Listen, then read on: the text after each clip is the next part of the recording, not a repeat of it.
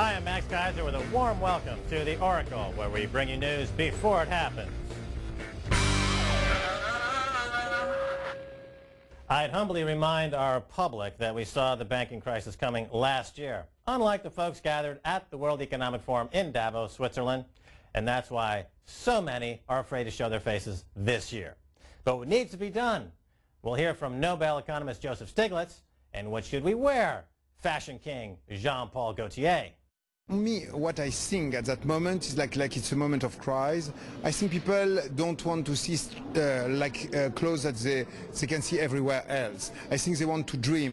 In the studio we have Paul Walker, CEO of precious metals consultancy group GFMS, to talk about the mad rush into gold bullion as investors try to protect their wealth. Good idea or fool's gold? We'll get Paul's insight. Before we go any further, let's check in with Stacey Herbert, the head mistress of headlines. Stacey, what do you have for us? Max, the top headline this week is Shaping the Post-Crisis World. Yes. This is the theme of the 39th Annual World Economic Forum in Davos, Switzerland. Mr. Walker, are we in a post-crisis world, or is the crisis still very much a part of our day-to-day life? We're very much in the process of entering the crisis. I think to gauge this as a post-crisis world is optimism from a group of people who, quite frankly, have got a lot of things wrong over the last couple of years. So you're saying we're entering the crisis. We're in the, to put a baseball metaphor, in the first or second inning. We're not even in the middle of the crisis. Not that I understand baseball metaphors, but probably yes. What else is in the news, Stacey? How are we illuminating this? Well, earlier this week, when on the way to Davos, we spoke to Joseph Stiglitz, Nobel Prize winning economist, and he had this to say about Max's question. So you're on your way to Davos, and the Davos theme is shaping the post-crisis world. Are these the right people to be shaping the post-crisis world at Davos? But with yourself an exception, of course. I think, first of all, I guess I would change the title. We're not post-crisis, we're in the crisis. And we're actually in the process of trying, hopefully, to get out of the crisis. And that is really where the discussion is today, how to get out of the crisis. There are a large number, an unusually large number of government officials at the meeting this year in Davos. And I think the combination of large government impetus working with the private sector is obviously the only way to get out of this crisis. All right, large government, the working government intervention. Is this the way to go forward, Paul Walker? More government? Well, I think you've just seen the failures of government over the last 3 or 4 years, as well as the business leaders are going to be meeting there. So what have you got at Davos? Probably the arsonists all congregating to discuss quite what a mess they've made of things. Okay, so you're calling the bankers arsonists? Well, no, not just the bankers. I think there are a whole range of people who have been responsible either directly or indirectly for this crisis, and they should have foreseen it coming. You know, greater brains than mine should have seen this coming. I mean, if I could foresee Greater this, brains than yours? as remarkable as that may seem, but it is true that this was, in my view, something that was very foreseeable. I think even people like Stiglitz, who's going to this meeting, realized what was on the cards some time ago. Davos is the global game with global players. Stacey, tell us more about the big shots.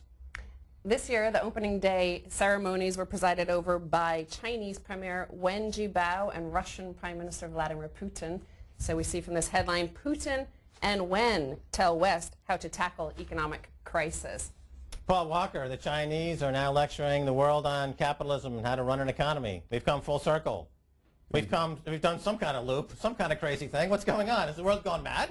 Indeed we have, but I think the Chinese are going to be presiding over their own crisis. They're only starting to enter this right now, and you know, having Mr. Wen or Uncle Vladimir lecturing us on how to actually get ourselves out of this mess, they're just about to enter their own very serious messes. Let's have another piece of the puzzle, Stacey. Please enlighten us further.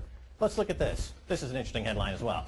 While the heads of state are having a good time in Davos, the A-list celebrities did not show up this year for the first time in 39 years. All right. As we see from the headlines, mood of sobriety and self-recrimination at Davos. Does that include self-flogging, like in the old days? Self-flagellation, I think. Self-flagellation with the whips? I don't think Going so. down the street, throw out your dead, throw out your dead, your collateralized debt obligations, your mortgage-backed securities, they're all dead, throw them out. Well, if you've cashed in on them, a bit of self-recrimination ain't going to hurt too much, is it? What's a collateralized debt obligation worth these days? Is it worth even a penny on the dollar? Probably not.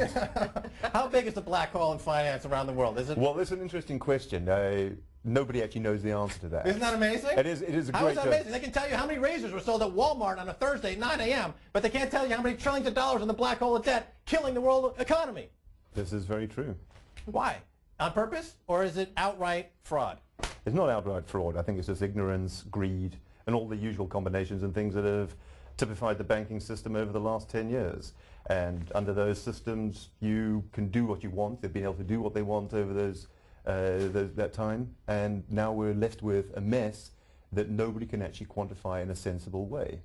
Well, it sounds all very amusing and pre-French Revolution. But Stacey, you know, we had an interesting interview. Tell the people a little bit more about that. We spoke to Richard Attias, who organized the last 14 Davos events.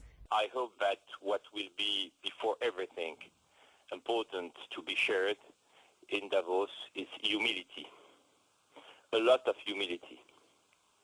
Because no one was predicting what happened. I thought for a second you said humidity, and I thought the image of people kind of sweating in a room trying to figure things out.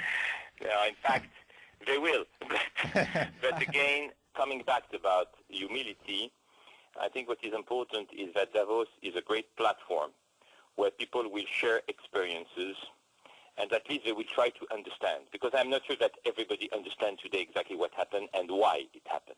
It appears as though the Middle East and Asia have really become the place to go instead, and perhaps not Switzerland this year. Is that where are the celebrities gone? Where have the hedge fund managers gone? Where's Sharon Stone this year? Wasn't Sharon Stone a big attraction a couple of years ago? She was right in the front row with her long legs, bidding for helping people somewhere. What happened? When you have to adopt a very low profile, you cannot go to a place when you are under the spot with 500 media who will harass you. So I think this is my personal explanation. Coming back to your question about Middle East and Asia, about the place to be, definitely a lot of people think that the Middle East is a place where you have a lot of cash available, and people think that cash is king. The problem is cash is king when you use it. Well, apparently the Middle East has got all the cash. Is that a fair statement, Paul Walker? I don't think the Middle East does have, well, it's had a bit of cash, but it's rapidly draining away. I mean, for all intents and purposes, we have a crisis emerging in Dubai, rumors swirling around that they've been bailed out by one of the Emirates. And there are some real problems out there, and the second, third, and fourth round effects of what's happened in Europe and the United States only starting to be felt in China, India, and eventually it's going to hit the Middle East. Look where oil's at. They don't have that cushion that they had in the past. So you're saying that the Middle East is not immune and oil won't keep them out of the fire of this crisis? Look at the gold market, look how well gold's performed, and you start to see in that a sign that all is not well, and certainly we're not post-crisis. And what are you carrying for 2009 average price for gold? It's going to be well over $1,000. There's no doubt about it. And I think as well, the most important thing is it's going to be a bull market in every currency. I think you're going to see gold go up in all currencies. And gold is considered a safe haven for when governments and the banks have no control over what's going on. There's chaos in both sectors. Well, I think that's actually the most important point, is that the governments no longer seem to have a control over this. And if this gets out of control, and I don't see any evidence of these institutions and the banks and the governments really understanding the problem well enough to deal with it, this is just going to get a bigger and bigger hole. And under those circumstances, gold could be significantly higher. As it gets out of control and this situation in the global economy spins out of control, that's why we're here in this bunker in the basement, in the sub-basement of the Louvre Museum in Paris. A lot of people don't understand that we're actually hiding out from the global crisis above. Paul, investors may have turned to gold for safe haven in Davos this week. I don't know if you saw, but global leaders turned to baboon's blood. What? Check this headline out. Baboon's blood offers Davos leaders Shakespearean market magic. We're going to a market scenario from 10,000 years ago. Or 500 years ago. I think the bankers are feeling guilty for murdering the global economy. It does make me think, you know, back to my days in South Africa, where you have the traditional healers who run around, they, you know, invoke the spirits and get baboon's blood and bits of bone and whatever and mix it all up. Well, if the rationality's gone out the window, I guess this is a good solution. And clearly the bankers have lost all rationality. We're back to witch doctors. We're back to witch doctors. Oh, that's fantastic. Now, I don't even need the Oracle for the future headlines. What do you think about that? I'm not even going to waste the Oracle's batteries on this. This is what I have to say about the Oracle future headlines. Here's my prediction. Neither baboon's blood nor sobriety help save global economy.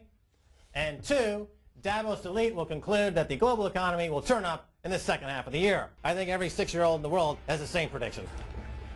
That's it for the first half of the show. Join us after the break. We'll be discussing oligarchs and lipstick.